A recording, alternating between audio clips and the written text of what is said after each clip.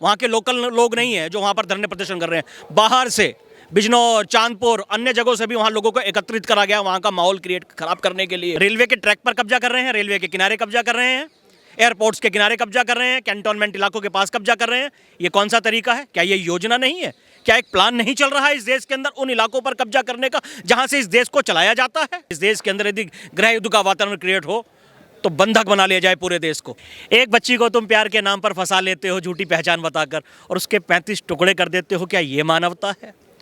जिस जानवर को तुम 6-7 दिन 8 दिन खिलाते हो, पिलाते हो, उसको काट कर खा जाते हो, क्या ये मानवता है? लोगों की पहचान पूछ पूछ कर उनको गोलियां मार देते हो, क्या ये मानवता है?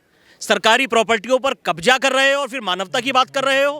केवल हल्द्वानी की बात नहीं, हम देश की राजधानी दिल्ली के अंदर यदि बात करें, यहाँ पर 30% से ज़्यादा पार्कों पर अतिक्रमण कर लिया गया है इन अराजक तत्वों के द्वारा, चाहे बांग्लादेशी हो, चाहे रोंगियाना हो, चाहे और दूसरे लोग हों। जहाँ भी अवैध अतिक्रमण हो रहा है, सरकारों को, राज्य सरकारों को, केंद्र सरकारों को तुरंत संज्ञान लेकर पूरी ताकत के साथ सारे के सारे अवैध अतिक्रमण हटा देने चाहिए। जिस तरीके से वो न्यूज़ हिंदी लगातार आपको कवरेज दिखा रहा है कि हल्द्वानी के अंदर किस तरीके से रेलवे की ज़मीन पर जो है वो कब्जा किया गया और उसको लेकर के देश में एक माहौल बनाने की कोशिश की जा रही है कि मुसलमानों को जानबूझ करके टारगेट किया जा रहा है। पूरे मामले पर बात करने के लिए हमारे साथ मौजूद है दीपक हिंदू। इनसे बात करेंगे और आपको दिखाएंगे पूरे मामले पर इनकी क्या राय है। दीपक भाई, वो न्यूज़ हिंदी के चैनल पर बहुत बहुत स्वागत है। धन्यवाद, बहुत बहुत धन्यवाद आपका। बताइएगा कि जो ये कहा जा रहा है कि एक नया शाहीन बाग बनाने की इस देश के अंदर कोशिश हो रही है और हल्द्वानी को प्रयोग किया जा रहा है, प्रयोग के रूप में यूज़ किया जा रहा है और वहाँ पे मुसलमानों ने फिर से जो है रोड पे जो जाम कर दिए हैं, तो आपको भी ऐसा लगता है? बिल्कुल।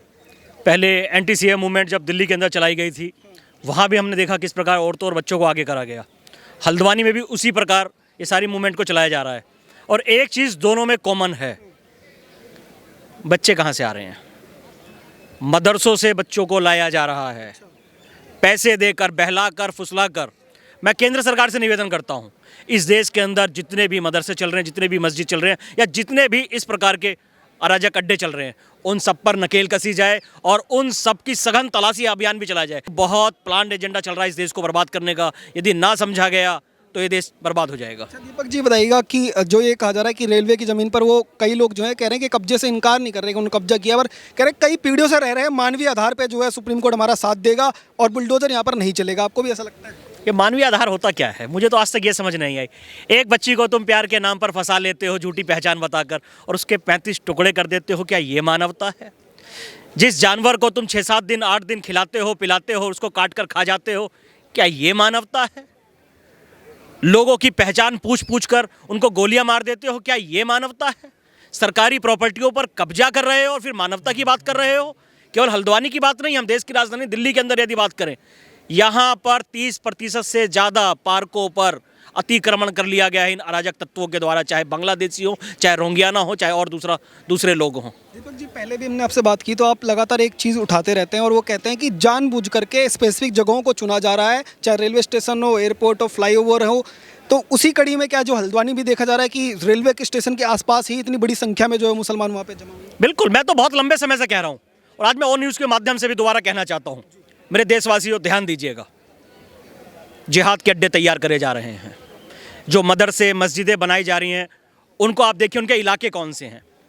State borders, international borders, cantonment इलाके, मेन चौक चौराहे, रेलवे स्टेशन, एयरपोर्ट, वो इलाके जहां से देश को चलाया जाता है, उन इलाकों पर मस्जिद मदरसे बनाए जा रहे हैं कि इस देश के अंदर यदि गृह युद्ध का वातावरण क्रिएट हो तो बंधक बना लिया जाए पूरे देश को। पूरी एक साजिश है, पूरी की पूरी एक साजिश है और सरकारों को उस पर संज्ञान लेना चाहिए, अन्यथा देश जा रहा है। बहुत बड़ा प्लान चल रहा है इस देश को बर्बाद करने का इन अराजक अड्डों के माध्यम से।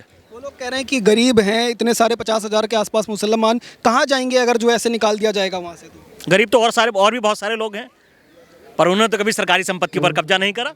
रेलवे के ट्रैक पर कब्जा कर रहे हैं, रेलवे के किनारे कब्जा कर रहे हैं, एयरपोर्ट्स के किनारे कब्जा कर रहे हैं, कैंटोनमेंट इलाकों के पास कब्जा कर रहे हैं।